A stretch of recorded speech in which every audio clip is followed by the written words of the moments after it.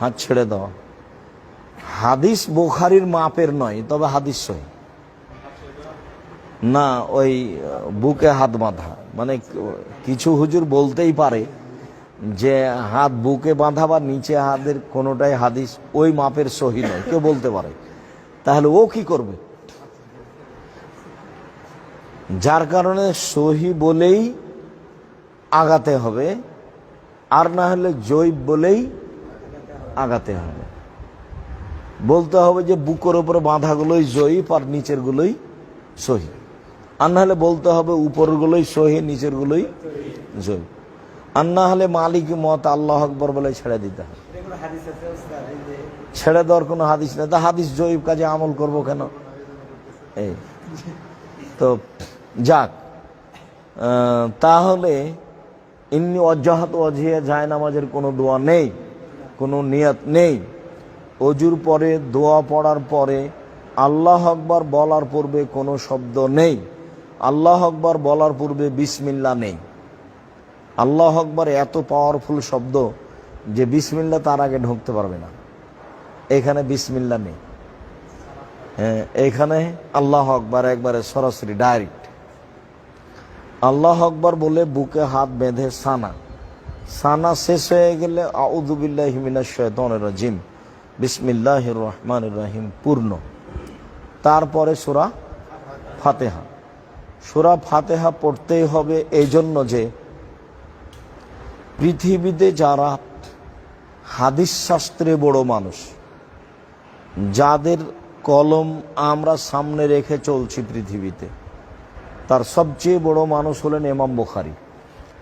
ইমাম বুখারী বলছেন সূরা ফাতিহা পড়তে হবে, একাই হলেও পড়তে হবে, জামাতে হলেও পড়তে হবে, ইমাম হলেও পড়তে হবে, মুক্তাদি হলেও পড়তে হবে, সরবে হলেও পড়তে হবে, নীরবে হলেও পড়তে হবে। মানে সবটি একসাথে উল্লেখ করেছেন। যার কারণে ইমাম মুক্তাদি যে অবস্থায় থাক ও কি করবে? সূরা ফাতিহা পড়বে। সূরা ফাতিহা শেষ হয়ে গেলে বিসমিল্লাহ বললে অনেকটা সূরা পড়বে। যদি সানার পরে কোনো সূরার মাঝামাঝিতে গিয়ে পড়া শুরু করে, তাহলে আউযুবিল্লাহ বলতে হবে, বিসমিল্লাহ নয়। বোঝা গেল না? সূরা মাঝখান থেকে পড়তে হলে বিসমিল্লাহ লাগানো যাবে না, আউযুবিল্লাহ পড়তে হবে। আউযুবিল্লাহ সব জায়গাতেই, শুরুতে হোক আর মধ্যে হোক আর যেখানেই হোক, মানে আউযুবিল্লাহ ছাড়া চলা যাবে না। আউযুবিল্লাহ পড়তে হবে আর বিসমিল্লাহ পড়তে হবে যদি সূরার প্রথমে আমার পড়া শুরু হয় তাহলে। যেমন ফাতিহা হচ্ছে না, আর একটা পড়া শুরু হচ্ছে, তখন আমি কি পড়ব? আর একটা, তখন বিসমিল্লাহ। আর যদি মধ্যে থেকে আসে তখন এখন কিছুই নাই, আমি যে আউযুবিল্লাহ প্রথমে পড়েছি আর লাগবে না, কাজে কিছু নয়, মধ্যে থেকে শুরু করে দিতে হবে। আর একটা চট করে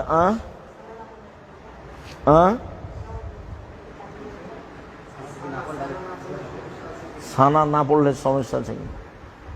সানা না পড়লে সালাত হবে। সানা পড়া সুন্নাত, গুরুত্বপূর্ণ সুন্নাত। সানা না পড়লে সালাত হবে। মধ্যে একটা কথা এসেছিল মাথায়, আমি ওটা আগে বলিনি। কেরাতে ভুল হলে সূরা ইখলাস দিয়ে সংশোধন করতে হবে, এ হাদিস নেই। যেখানে ভুল হচ্ছে সেখান থেকে তুমি অন্য জায়গায় চলে যাও, আর না হলে রুকুতে চলে যাও। তুমি কয়েকবার রিপিট করে ওটার ঘুরিয়ে আনতে পারছো না, তাহলে কি করবে? রুকুতে চলে যাও, আর না হলে ছেড়ে অন্য জায়গায় চলে যাও।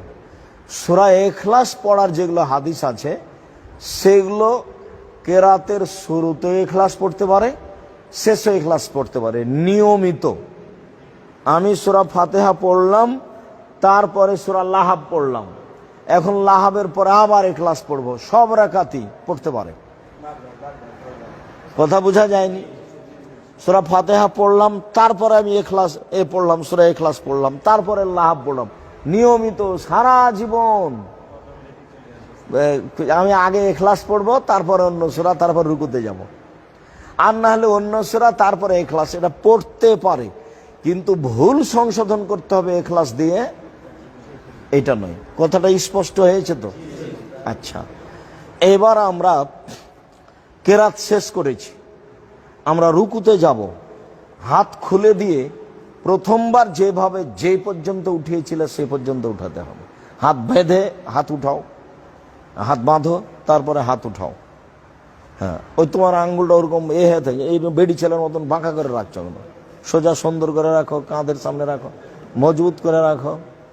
একটা গুরুত্বপূর্ণ কথা মনে পড়লো, বলো। শাইখ মানসুর খালাপি ওনার নামাজ ফলো করলাম যে উনি প্রথম তাকবীরের সময় হাত ছেড়ে দিয়ে আরে কারো কথা এখানে নকল করো না, সে যেই হোক, কারো কথা নকল করে কাউকে খাটো করার দরকার নেই এখানে, বুঝতে পারো নি? হ্যাঁ, আমি যেটা বলছি আমার দিন রাতের তদন্ত। আমরা মানুষ, আমরা ভুলের ঊর্ধ্বে নই, তবে আমাদের কথা কর্ম খুব মজবুত। ভুল থাকতে পারে কোনো জায়গাতে, কেন আমরা তো আর ফেরেশতা নই। তবে দিন রাত আমরা এটাই করি।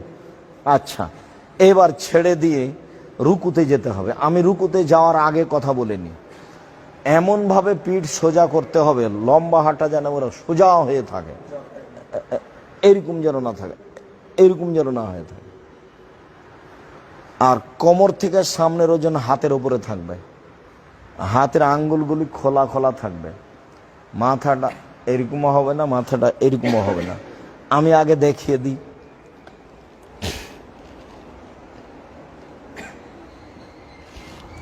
এরকম নয়, এরকম নয়, এরকম হবে, বুঝতে পারো না? বা এরকম হবে না। এই যে দেখো, এটা উঁচু হয়ে আছে, এই কোমর থেকে নে এটা পর্যন্ত সোজা হয়ে থাকবে। হাতের আঙ্গুলগুলো গোলা, এটা চেপে ধরে থাকতে হবে। এখান থেকে সম্পূর্ণ ওজন হাতের উপরে থাকবে। সিজদা যেখানে পড়ে সেখানে কিছু বলছো না? এই যে যেখানে সিজদা পড়ে সেখানে এরকম নিষেধ করলাম তো, এরকম নিষেধ করলাম তো। এই যে মাথা সোজা থাকবে, এইটাও নিষেধ করলাম, এরকম নিষেধ করলাম। এরকম আছে, এমনি আছে, কিছু ভর দেওয়া না হাতের উপরে, এটা একটাও চলবে না। হ্যাঁ, একবারে সোজা হয়ে থাকবে। এবার চলো দেখি। হ্যাঁ চলো, রুকুতে চলো, যাও। আল্লাহু আকবার বলা লাগবে না, আমি দেখছি। হ্যাঁ, তোমার মাথাটা তো একটু নিচু করতে হবে। হ্যাঁ,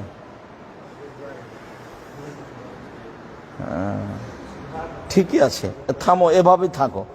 এবার যখন উঠবো তখন সামি আল্লাহু লিমান হামিদা রব্বানা লাকাল হামদ, এই কথাটা সামি আল্লাহু লিমান হামিদা বলে হাত ওই পর্যন্তই উঠাতে হবে এবং ওইভাবে উঠিয়ে ছেড়ে দিতে হবে। এবার চলো, বলো সামি আল্লাহু লিমান হামিদ। হাত ওইভাবে ওই পর্যন্ত উঠিয়ে ছেড়ে দিতে হবে। ছেড়ে দিয়ে এবার দোয়া চলবে।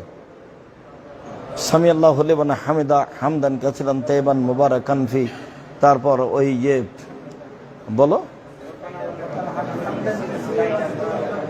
মিলা সমত মিলা রাজুল বাইনাহুম ইলা মা শাইতা মিন শাইইন বাদ, ওই যা আছে সব মুখস্থ করে নিতে হবে। তোমাদের কাছে তো আছে সব, বলতে পারো জয়লাল ইমাল ইতাম্মাবি, বা মুক্তাদিরা বলবে রব্বানা লাকাল হামদ বা রব্বানা ওয়ালাকাল হামদ, দুটাই সহিহ হাদিস। না, উঠে আর বাঁধতে হবে না, ওইটা ইজতেহাদ। আলবানী রাহিমাহুল্লাহ এটাকে বিদাত বলেছে। তো মানুষ মদিনা থেকে পড়ে এসে বাঁধছে কেন? ওটা হলো শেখ আব্দুল্লাহ বিন বাজের ফতোয়া। এই জন্য মানে জন্মসূত্রেই মদিনা বিশ্ববিদ্যালয় মানে একটু আলবানির সাথে একটু কি করতে হবে, একটু বিরোধিতা হিসেবে চলতে হবে।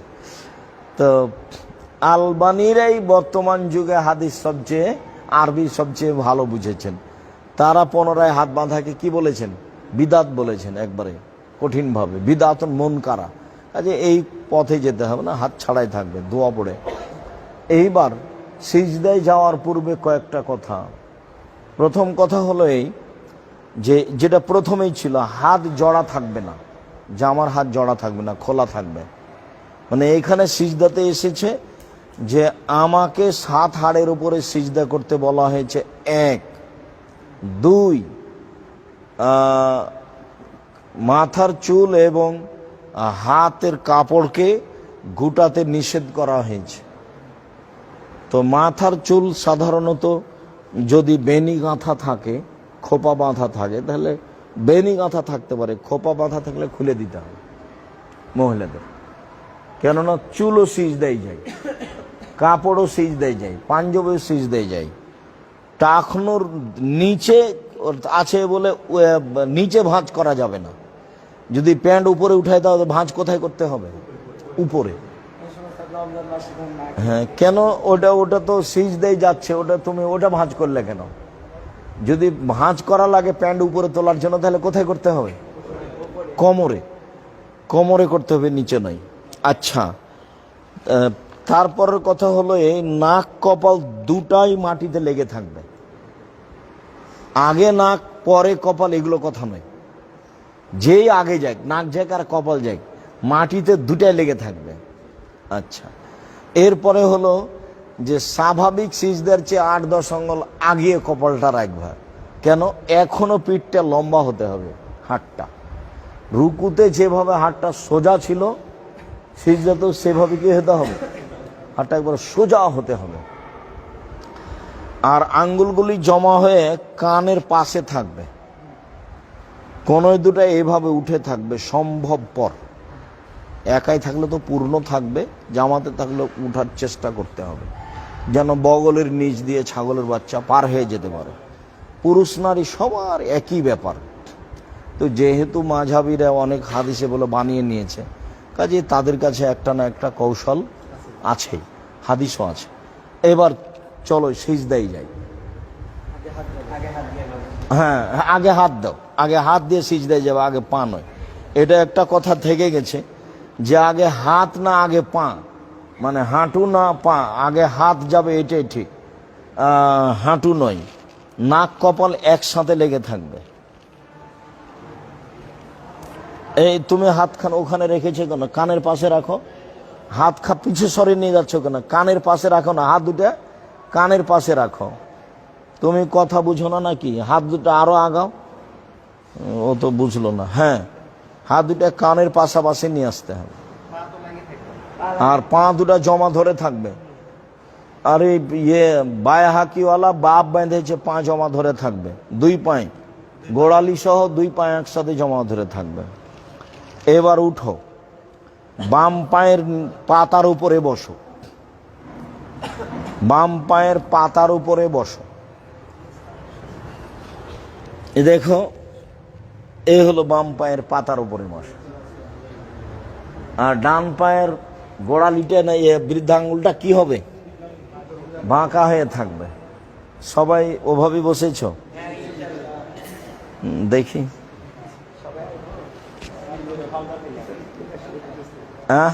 তোমার পা, তুমি তো কম বয়সের ছেলে, হবে না মানে হতে হবে। হ্যাঁ, কষ্ট হোক, ধীরে ধীরে ঠিক হয়ে যাবে। এটাই পদ্ধতি, ধীরে ধীরে ঠিক হয়ে যাবে। হ্যাঁ, ডান পায়ের গোড়ালিটা বাঁকা করে উল্টিয়ে রাখতে হবে এভাবে, আর বাম পায়ের পাতার উপরে বসে থাকতে। হ্যাঁ, ঠিক আছে, এটা ঠিক আছে। হ্যাঁ, না সিজদাটা আমি দেখিয়ে দেব।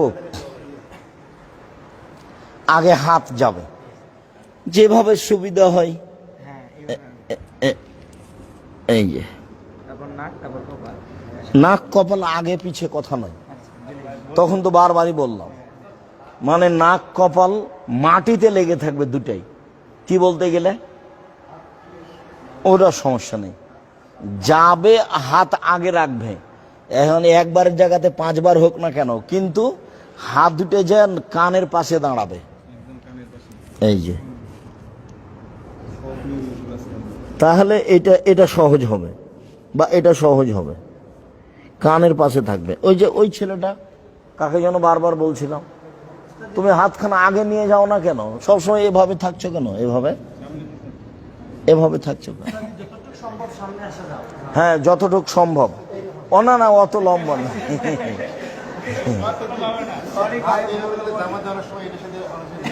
আচ্ছা, তাহলে তো আরো চেষ্টা থাকবে আর কি। বাস, বাস সেটাই, হ্যাঁ এটাই।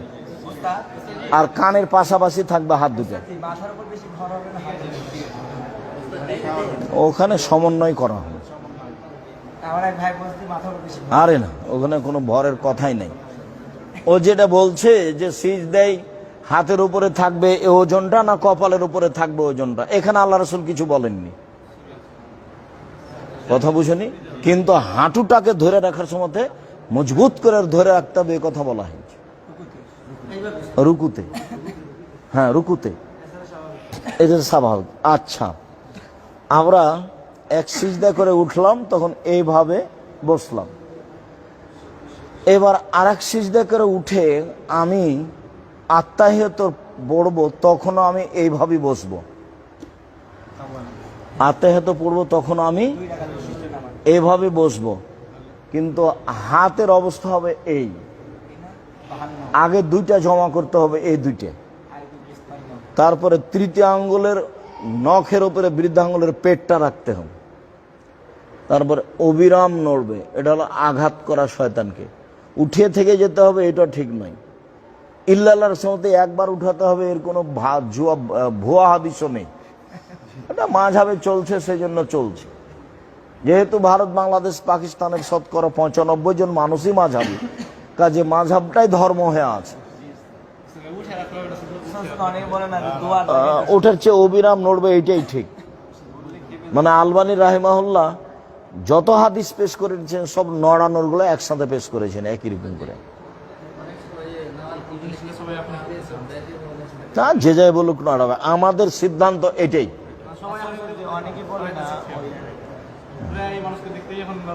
হ্যাঁ হ্যাঁ, কি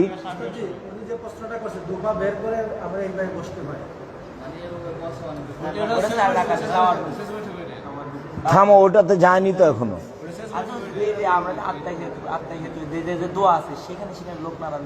আচ্ছা, একবার সিজদা করে উঠে দোয়া আছে, খুব সাবধান থাকতে হবে। একবার সিজদা করে যাই আবার চলে আসা হবে না, সিজদায় থাকতে হবে।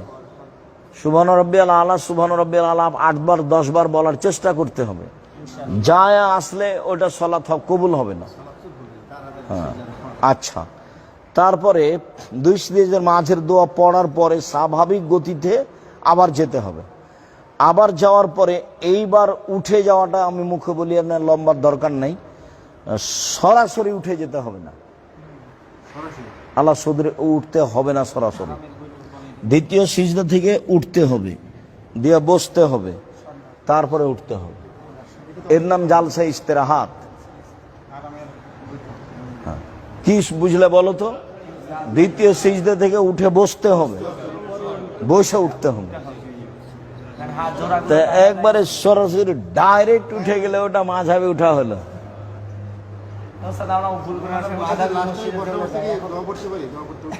না, কোনো দোয়া নেই, বসাটা প্রমাণ হতে হবে, রিল্যাক্স। দ্বিতীয় সিজদা থেকে উঠে একটা রিল্যাক্সে বসে উঠতে হবে।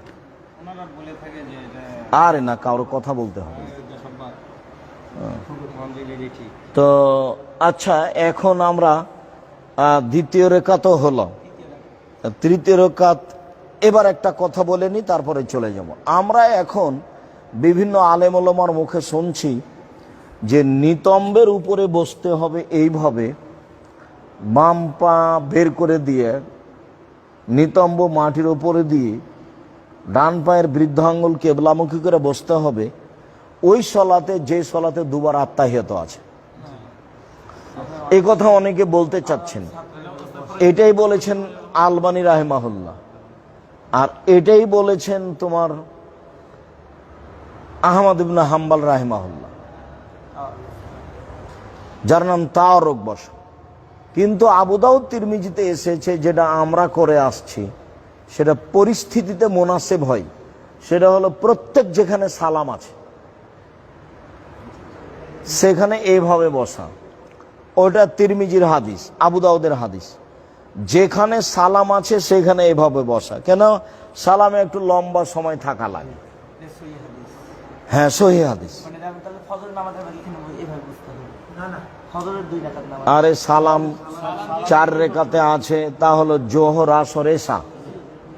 সালাম 3 রাকাতে আছে তা হলো মাগরিব, সালাত 2 রাকাতে আছে তা হলো ফজর, সালাম 1 রাকাতে আছে তা হলো বিতর। 1 রাকাতে সালাম আছে না? তো কথাটা মনে রাখতে হবে, ওই সালামের বৈঠকে এইভাবে বসতে হবে, এটাই পরিস্থিতির চাহিদা এবং হাদিস সহি। বোঝা গেল না? কেননা একটু লম্বা সময় থাকতে হবে, অথবা একটু রিল্যাক্স বসি। হাদিস সহি, পরিস্থিতির চাহিদা এটাই।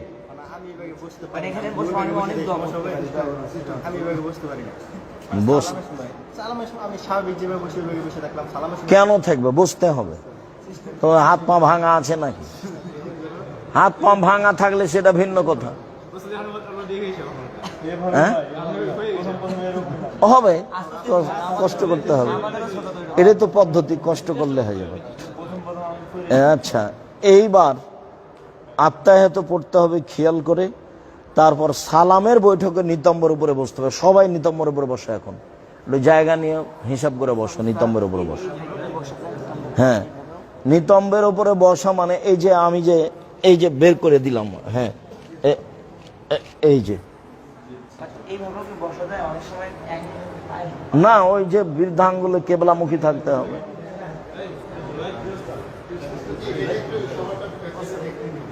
হ্যাঁ, চলো দেখি। আচ্ছা, সবাই বসো তো দেখি নিতম্বের ওপর, আমি একটু পিছন দিকে যাই। হ্যাঁ, বসো তো দেখি। হ্যাঁ, নিতম্বের ওপরে বসো।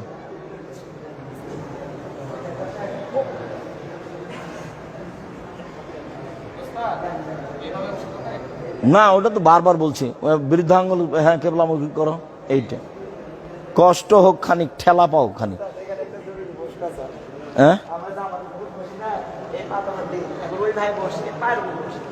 না না, পায়ের উপরে বসতে হবে না, ওটা হাদিসে এসছে নিতম্বের উপরে বস। ঠিক আছে, হাদিসে এসেছে এইটার উপরে, নিতম্বের উপরে বসা, বাস ওইভাবেই যেতে হবে, ওটাই হিসেব। চলো দেখি সামনে। হ্যাঁ হ্যাঁ হ্যাঁ, ওটাই। আচ্ছা, এইবার হাত হাঁটুর ওপরে, হাঁটু বরাবর না, ওরকম না। হ্যাঁ হ্যাঁ, এরকম। এখন তো আর হাঁটু চেপে ধরে রাখার প্রয়োজন নেই, কাজে হাতকে তার স্বাভাবিক গতিতে রাখতে হবে। বাম হাতের আঙ্গুল জমা জমা থাকবে, আর ডান হাতের আঙ্গুল এভাবে অবিরাম নড়তে থাকবে। প্রথমে আত্তাহিয়াত, তারপরে দুরুদ, তারপরে দোয়ায়ে মাসুরা, তারপর নিজের প্রয়োজনের কোনো দোয়া, সেটা যেটাই হোক।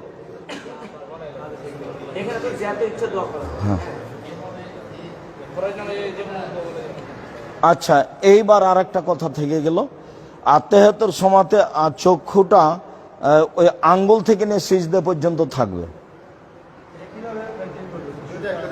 ওই আঙ্গুলের উপরে চক্ষুটা থাকবে, আঙ্গুলের উপর দিয়ে সিজদায় থাকবে। হ্যাঁ, বা আঙ্গুলের উপরে থাকলে এখানে চক্ষুটা আঙ্গুলের হিসাব করা হয়েছে।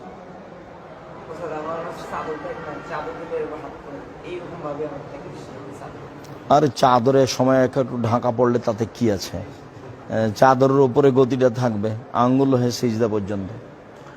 সব সময় চোখের দৃষ্টি সিজদার স্থানে, রুকুতে থাকলে, আত্তাহিয়াতে থাকলে, যেখানে তাশাহুদের সময় আঙ্গুলের উপরে থাকবে,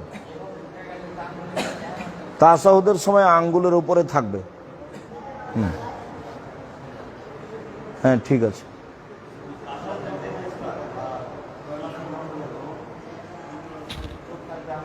হ্যাঁ, সব সিজদার সময়।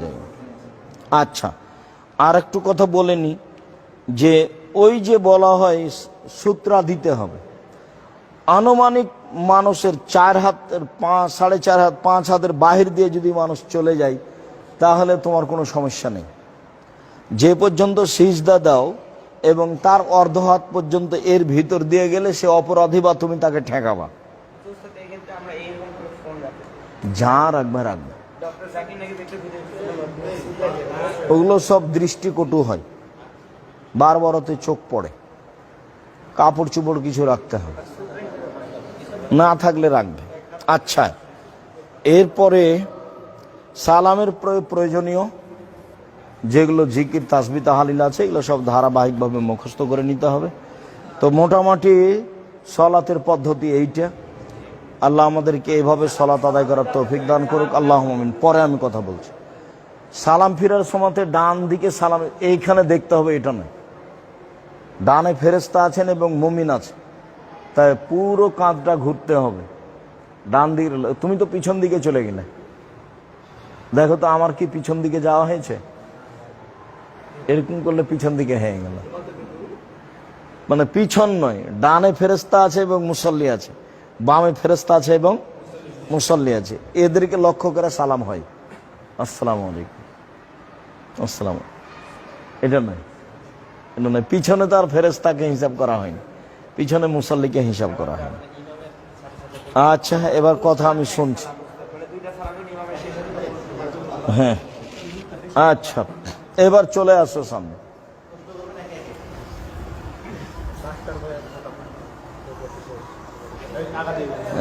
কয়েক মিনিট, 2-4 মিনিট, 5 মিনিট। সলাতের এবং উজুর, সলাতের উপরে এবং উজুর উপরে জিজ্ঞাসা। আমি একটা বিষয় ক্লিয়ার হলো, সূরা ফাতিহার পরে যখন আমি ধরেন আমি পড়লাম সূরা বাকারার 5 নম্বর আয়াত, আউযুবিল্লাহ পড়ে শুরু করলাম, তারপরে সূরা আযাবের 35 নম্বর আয়াত পড়লাম, এই ক্ষেত্রে কি আবার আউযুবিল্লাহ পড়ব?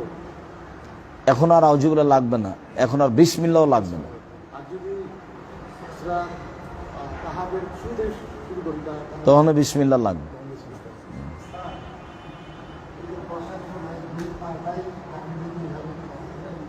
না। ওটাকে কেবলামুখী করে রাখতে হবে, এই বৃদ্ধাঙ্গুলটা, ওটা তো কয়েকবার বললাম।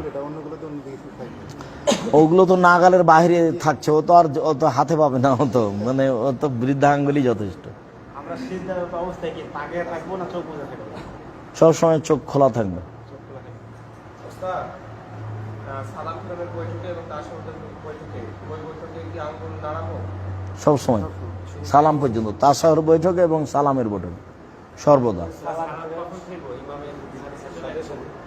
ইমাম যখন ডান দিক শেষ করবে তখন আমার শুরু হবে। তার মানে হলো পিছে পিছে। হ্যাঁ, তা তো বললামই, তখন ভুলে যাচ্ছ কেন? সিজদার সময় কি হবে? 2 পা একসাথে লেগে থাকবে।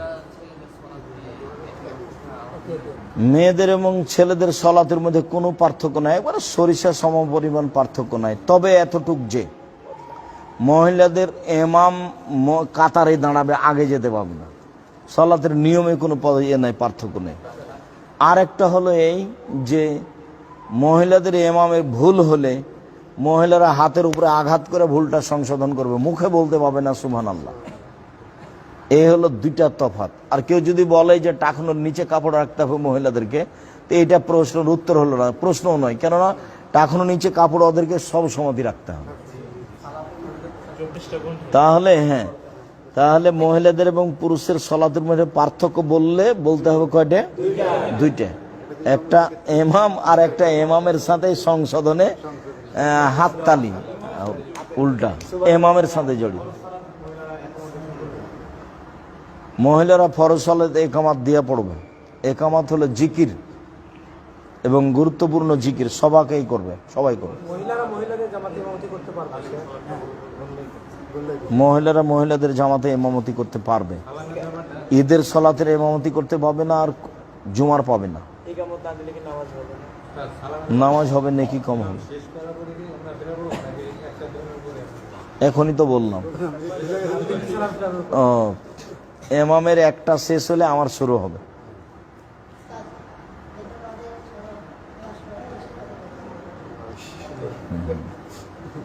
ওটা হাতটাকে মুখের উপরে বলা হয়েছে।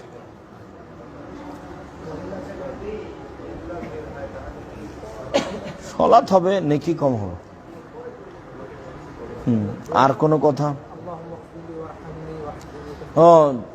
ওই এতে কোনোতে রাতে বাতে শুধু এইটা কি জিজ্ঞাসা করি? আল্লাহ মাগফিরলি ওয়া রাহমনি ওয়া হদিনি ওয়া আফিনি ওয়ারজুকনি, অজবুরনিও আছে। তারপর রব্বিক ফ্রিলি আছে। তেলাওয়াত চলাকালীন সময়ে চোখ বন্ধ করে সেক্ষেত্রে মনোযোগ মানে বাড়ানোর ক্ষেত্রে চোখ বন্ধ করে চোখ বন্ধ করার কথা নাই, এমনি বন্ধ হলে হবে, চোখ খোলাই থাকবে।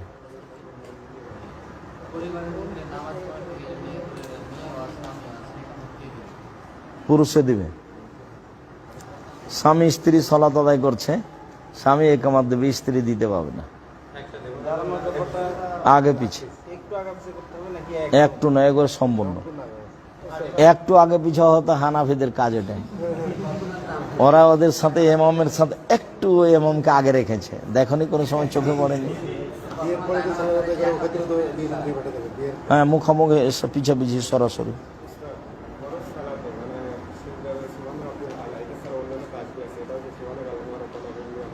হ্যাঁ, আমি কথা বুঝতে পারিনি।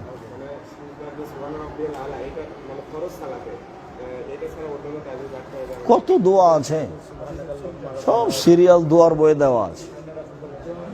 আচ্ছা, আমি আপাতত কথা শেষ করছি, তোমাদের এখন কোনো কাজ আছে নাকি? আচ্ছা আচ্ছা, ঠিক আছে, আর নয়, হয়েছে। জাজাকুমুল্লাহ খায়ের, বারাকাল্লাহ।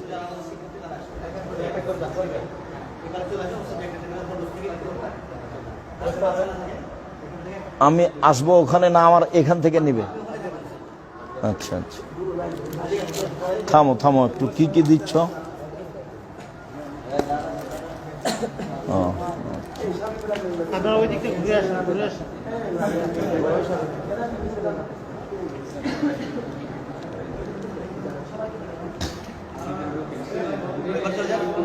এই পারে চলে যাও।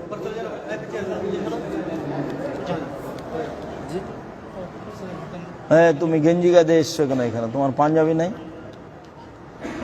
দিব? আচ্ছা, জাযাকুমুল্লাহ তাকাব্বাল। অনেক সিলেট, হাইয়াকাল্লাহ, মাশাআল্লাহ। কোথা থেকে? ব্রাহ্মণবাড়ি। আচ্ছা, বারাকাল্লাহ। আসসালামু আলাইকুম। ফরিদপুর থেকে আসছি। ফরিদপুর থেকে।